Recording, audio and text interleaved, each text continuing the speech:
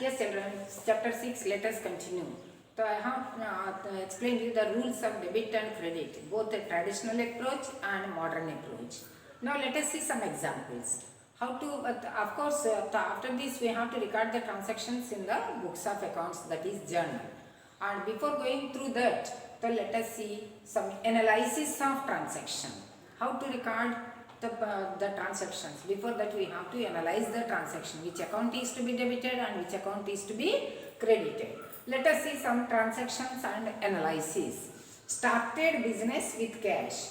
See what is the effect, which accounts are involved, that we know at least two accounts are involved in each and every transaction according to dual aspect concept.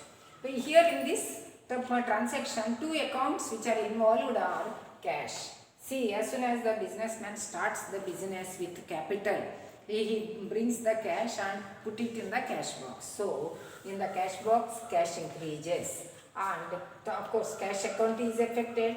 And another, the amount with which the businessman start is known as capital. Capital account is involved. These are the two accounts involved. Now, let us see what is the nature of these two accounts.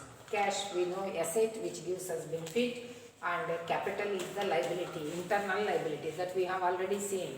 According to entity concept, whatever the capital deposited by the businessman is treated as the liability. Of course, it is internal liability.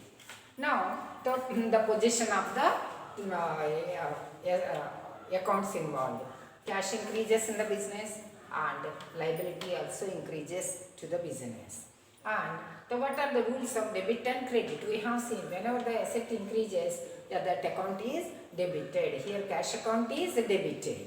And the increase of liability is credited. Capital account is credited. This is the explanation of the transaction. Explanation means analysis, means explanation of the transaction.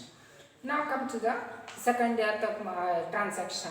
So for examples, these are purchased furniture. Here nothing is given afterwards, means the purchased furniture for cash.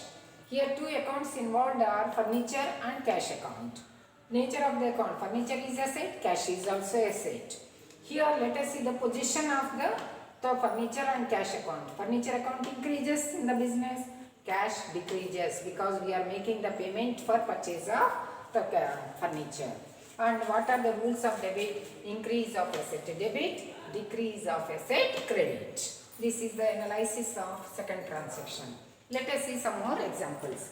Purchased goods from Mohan. Here see how to identify the transaction, whether it is a cash transaction or credit transaction. Here nothing is given, therefore it is assumed as cash transaction. Here it is given purchased goods from Mohan and it is not given for cash. So it is treated as a credit purchases. Means the person's name or firm's name from where we have purchased goods is given and nothing is given afterwards. Then it is treated as credit purchases or credit transaction. Here two accounts involved. Purchased goods means purchases account involved and he is the supplier of goods, that is creditor from whom we have purchased the goods, Mohan's account.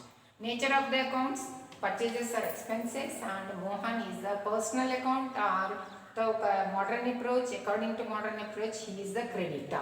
Okay, and position of the two accounts involved, whether purchases increase, expenses increase and he is the giver, or if you see according to the modern approach, creditor's position increases in the business. Rule of debit credit, expenses increase the debit and creditors liability increases credit, or the credit the giver. In both the aspects we can analyze it. And next, sold goods for cash. Accounts involved, cash account, cash is coming into, and sales. Sold goods means sales. And nature of the account, cash account assets that we know, and sales is the income or revenue. And position, the asset is increased because we are receiving cash by selling the goods. In the business, cash position increases. Sales also increases, income increasing. Asset increases, debit, and income increases, credit. This is about the explanation of the transactions. On the basis of this analysis, we record the transactions in the journal. Okay? So it is the analysis of transaction.